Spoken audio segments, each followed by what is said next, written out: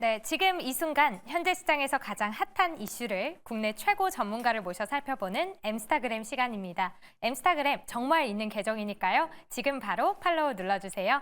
그럼 오늘의 주제 해시태그로 만나보겠습니다. 오늘의 주제는 글로벌 자금 흐름입니다.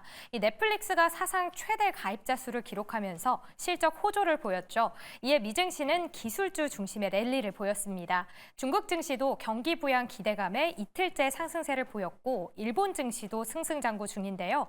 그동안 중화권 증시에서 이탈했던 글로벌 자금이 일본과 신흥국 중심으로 들어가면서 한국 증시만 외면받고 있는 상황입니다.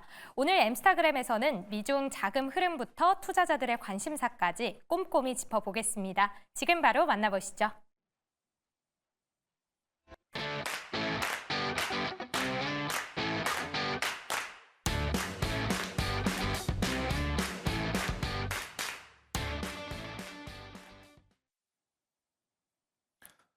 네, 급변하는 시장의 핫 이슈를 집중 분석하고 이에 대한 대응 전략까지 세워보는 시간입니다. 엠스타그램 코너죠. 지금 1분기 실적, 작년 4분기 실적 시즌인데요. 미국에서는 테슬라 안 좋았다고는 하지만 다른 기업들 좋게 나오자 주가도 바로바로 급등을 하고 있습니다.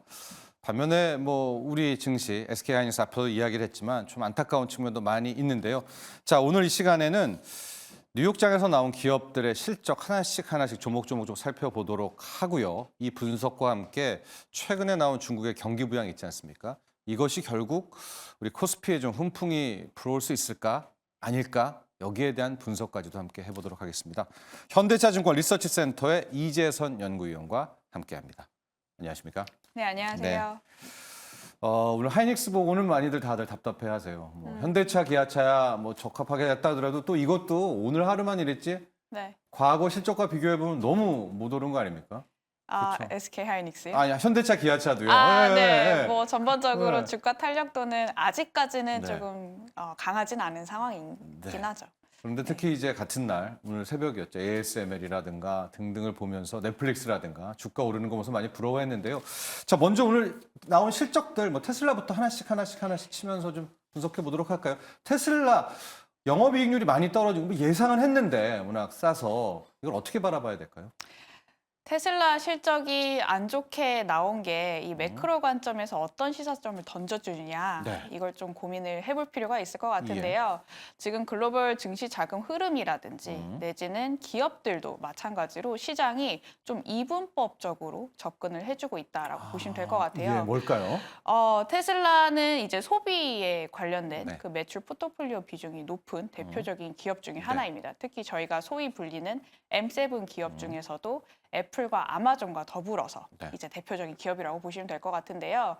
근데 이제 테슬라의 그 실적이 안 나왔다라는 점은 네. 향후 이제 미국 이제 경기에 있어서 네. 저희가 소비 모멘텀이 작년만치 그렇게 좋아질 가능성이 작다라는 점을 또 이제 좀 시사를 하는 것 같고요. 네. 또 이렇게 된다라고 하면은 금리도 오히려 상방 압력보다는 이제 하락 압력이 높을 향후 이제 미국 경제 내지는 통화 정책 방향성에 있어서도 좀 중요하다라고 생각을 하고 있습니다. 테슬라의 실적이 둔화되는 이 상황 자체가 결국에는 이제 전통적인 소비, 그러니까 소비자들이 실제로 이제 쓸 수 있는 돈이 많이 지금 적어지고 있다라는 이제 조금 점을 반영을 해주는 것 같아요. 네. 그래서 향후 이제 포트폴리오 전략에서도 보자면은 저희가 B2C에 대한 비중이 높은 기업들보다는 네. 오히려 B2B에 대한 높은 그 포트폴리오를 가지고 있는 기업, 즉 네. 이제 투자와 직결되는 기업들이 오히려 선방할 가능성이 높다라고 생각을 하고 있습니다. 네. 지금 M7 기업들 중에서도 보자면요, 저희가 마이크로소프트라든지 여타 이제 그 소프트웨어나 클라우드의 그 비중이 높은 애들은 네. 사실 잘 가고 있거든요. 네. 근데 아까 제가 말씀드렸던 테슬라라든지 애플이라든지 아마존 이렇게 약간 소비자들이 뭔가 써야지만이 매출이 잘 나오는 기업들은 사실 주가가 상대적으로 못 가고 있고 네. 이게 한 1분기 길게는 이제 2분기 저희가 GDP 성장률이 상반기까지는 그렇게 크게 올라갈 가능성이 좀 적기 때문에요. 이어질 가능성이 높다라고 보시면 될 것 같습니다. 네. 테슬라 자체 실적 분석은 여러분들도 여러 다른 채널에서 봤겠지만은요. 우리 이재선 위원님은 이거가 오히려 절대 소비 경기 그리고 향후 통화 정책과 이어지는 그 메커니즘의 흐름을 또 짚어 주셨고요. 이렇게 보니까 진짜 이쪽 라인들 테슬라라든가 애플이라든가 아마존이라든가 라인과 마이크로소프트라든가 이 B2B 쪽과는 좀 다르게 흐르는 것 같은데 그렇다면 애플도 뭐 비전 프로 나온다 뭐다 하는데 이것도 오히려 예상만큼은 아닐 수도 있겠네요. 이 정도라면 테슬라의 소비력이라면. 네, 저는 이제 최근에 애플이 마이크로소프트의 1위를 내줬잖아요. 네. 지금은 다시 1위를 탈환했지만요.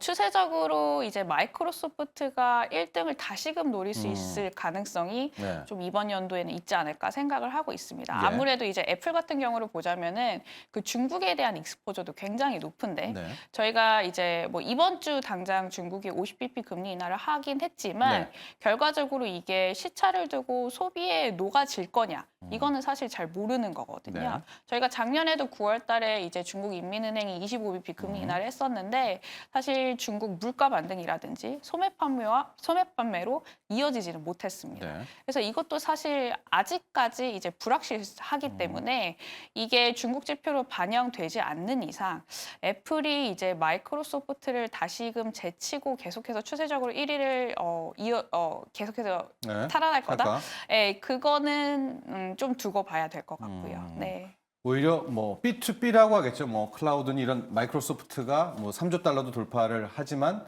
한 번 더 1위를 탈환할 가능성이 높고 그것은 위원님 현재 지금 미국 경기가 우린 좋다, 고용 시장도 좋아서 부럽다라고 막 이야기는 하지만 실은 좀 꺾이고 있다라는 쪽으로 바라보시는 것 같아요. 네, 맞습니다. 예. 저희가 디스인플레이션에 대한 지표는 계속해서 나오고 있는 상황이고요.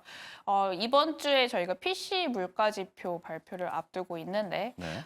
연율로 환산해서는 이제 2% 후반대까지 진입할 가능성이 높습니다. 네. 시장 컨센서스에 부합을 하게 예. 된다면요. PC 지표는 이제 연준이 가장 중요하게 보는 지표 중에 하나이기 때문에 이게 2%라는 그 약간 평균치에 도달을 할 수 있는 그 흐름으로 계속해서 가게 된다라고 하면은 네. 결국에는 이제 금리도 최근에 좀 되돌림이 진행이 됐지만 네. 단기 금리 중심으로 다시금 하방 압력을 받을 거다. 1분기 중으로 그렇게 생각을 하고 있고요. 예. 네.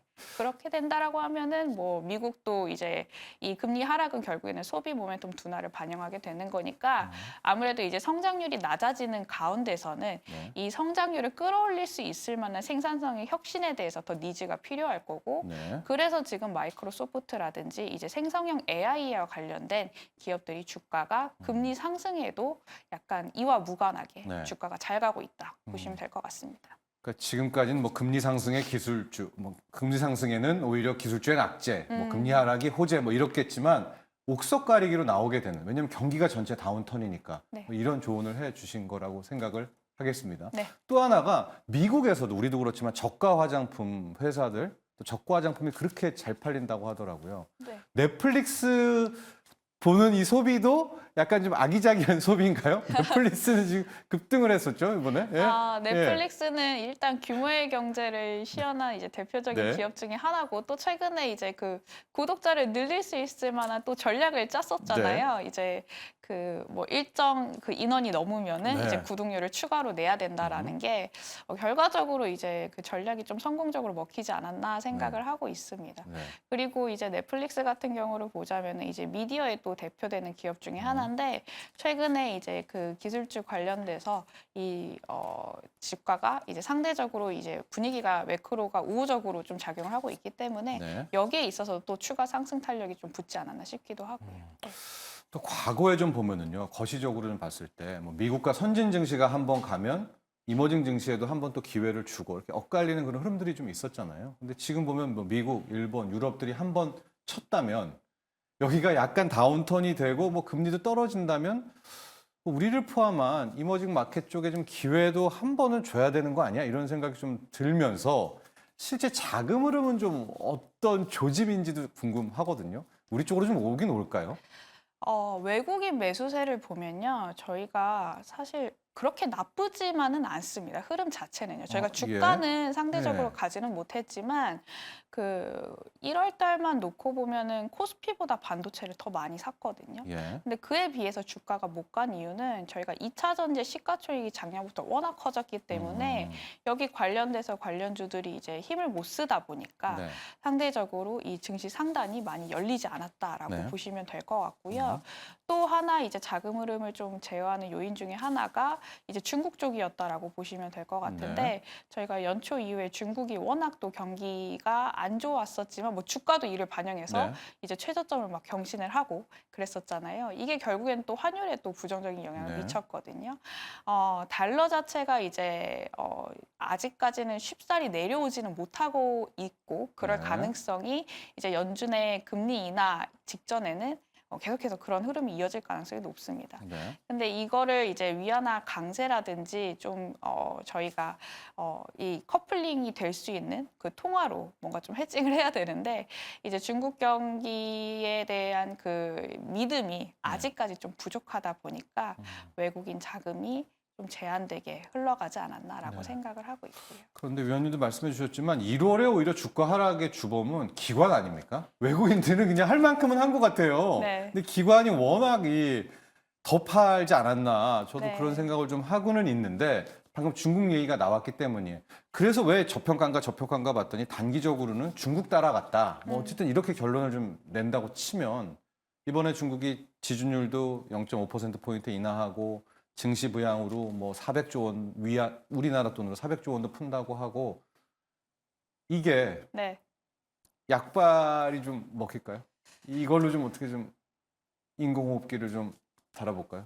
근데 예전에 재정 정책과 통화 정책을 쓸 수 있는 여력이 중국은 있을 거는 같아요. 근데 그걸 네. 쓸 거냐라고 봤을 때 네. 저는 그렇게 높은 가능성은 없다라고 생각을 하고 있고요. 예. 뭐 물론 이제 경기가 워낙 이제 바닥을 지금 다지는 지표들이 계속해서 관찰이 되고 있고 이게 이제 좀 추가적으로 기울기는 우상향할 가능성이 높지만 네. 저희가 중국의 도움을 받았던 이제 과거 이제 차화정 때라든지 네. 내지는 이제 뭐 2015, 16년 같이 좀 수혜를 받을 수 있을까 하는 네. 그렇게까지는 높지만은 않을 것 같습니다. 이미 저희가 중국에 대한 수출 의존도가 많이 낮아진 상황이고요. 네. 자금 흐름도 보면은 지금 뭐 중국에 대해서 디커플링을 얘기를 하고 있는데 실제로도 이제 지역별의 자금 흐름을 보시면 예. 중국을 우회하는 자금 흐름들이 굉장히 많이 높아지고 있습니다. 우리나라도 마찬가지로 약간 좀 이와 동조화돼서 중국 쪽과의 교류가 조금 더 약화가 되고 있는 상황이고요. 네. 네. 그런 상황인데 왜 떨어질 때는 중국과 한 대 묶어가지고 우리를 이렇게 몰아치느냐 이제 이런 거가 있어서 그렇다면 코스피 살아달려면 중국이 뭔가 좀 보여줘야 되는 거 아니야? 위안화가 강세돼야 되는 거 아니야? 이런 생각이 좀 들거든요. 요즘 표를 또 보겠지만은 네. 이런 시절도 정말 있었거든요. 네. 오히려 이 중국과의 네. 이머징 마켓이 이런 시기가 한번 지금 여기서 이렇게 도래할 수가 있을까? 이런 가능성에 대한 기대감? 그러니까 어게인 2007년 같은 느낌 없나요? 일단 뭐 상반기까지는 흐름이 크게 변할 것 같지는 않아요. 저희가 그래요? 결국에는 미국의 금리 인하가 일단 시작이 되어야지만 네. 자금 흐름도 다시금 조금 변화가 있을 거는 같은데 네. 저희가 이제 3월 달에 금리 인하 가능성이 1월 초까지 높아졌다가 네. 최근엔 다시 멀어졌거든요. 예. 뭐 빠르면 5월 달에 이제 저희가 얘기를 하고 있어서 이 미국이 금리 인하를 안 하게 되면 네. 사실 이제 이머징 증시도 금리 인하 시점이 더 멀어지게 되는 그렇겠죠. 거고 네. 네, 또 금리 차에 따른 그 매력도도 오히려 아직까지는 달러 쪽에 좀 우호적인 상황이기 때문에 네. 미국 편을 들어줄 수밖에 없다. 증시 자금 흐름은 네. 아직까지는 그렇게 생각을 하고 있습니다. 실질적인 금리 인하가 나올 때까지는 안 된다라고 봐야 돼요.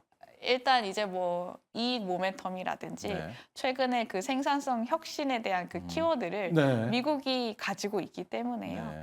이거에 수혜를 받을 수 있는 나라를 좀 이제 기관들이라든지 외국인들이 찾겠지. 네. 네, 중국에 있어서의 이제 뭔가 모멘텀은 이제 올해도 좀 기대하기 힘들 것 같다라는 좀 그 약간 의견들이 전반적입니다. 뭐 부양책 지급준율 인하 이런 것도 그냥 울며 겨자 먹기인 거지. 이걸 가지고 한번 뭐 뒤집어 엎으려고 한 좀 소극적인 뭐 대책이었다. 뭐 이렇게 좀 평가를 해볼 수가 있겠고요. 그러니까 여기가 진짜 안타까운 게요. 이 표를 잠깐 보면 우리가 한번 이렇게 찔끔 갔잖아요. 여기는 좀 떨어져서 이게 이렇게 갔으면 이제 둘이 역전하는 건데 여러분 다시 이렇게 위아래로 벌어진 상황이 돼버렸습니다. 뭐 금리 인하 기대감도 날아가고 중국 더 나빠진다고 해서 그렇다면 위원님 이제 지금 500부터 다시 가야 돼요. 네. 2,500, 2,600, 2,500 관문은 그럼 뭘로 넘어요? 뭐 터지면 갈 수 있습니까? 일단 2월 달에는 저희가 금리가 지금 2년물 금리 기준으로 4.3%까지 다시 네. 올라갔거든요. 저는 FMC 회의 거치고 다시금 금리가 한 차례 좀 떨어질 거다라고 네. 예상을 하고 있는 상황이에요. 아까 앞서 네. 얘기를 드렸듯이 지금 관련된 지표들은 디스인플레이션을 가리키고 있고 네. 연준도 이제 그 기조를 확인하는 과정 속에서 더 이상 매파적으로 나올 가능성은 좀 제한적이라고 생각을 하고 있습니다. 네. 그럼 금리 하락이 한 차례 더 관찰이 된다라고 하면은 우리나라도 이제 밸류에이션 부담도 아직까지는 없는 상황이고요. 네. 또 반도체 중심으로 이제 이익 추정치 상향 조정이 계속해서 나오고 있고 외국인들도 긍정적으로 반도체를 빼고서라도 네. 사실 이제 자금 유입을 계속해서 하고 있기 때문에 네. 2,500 탈환 가능성은 가능하다라고 네. 생각을 하고 있고요. 근데 이제 그 이상을 넘어가기에는 아직까지는 좀 힘이 부족해 보인다. 2,650이 저희가 직전 이제 고점 수준인데 거기를 이제 뚫으려고 하면은 결국에 중국의 그 경기 지표가 바닥을 확인하고 올라가야 되거든요. 근데 뭐 일단 정책은 이제 나왔는데 이게 한 대체적으로 분기 정도 시차를 두고 이제 경제 지표에 반영되기 시작을 합니다. 네. 그렇게 된다라고 하면은 저희가 봄은 당장 조금 2,650을 뚫기에는 기대하기 힘들고요.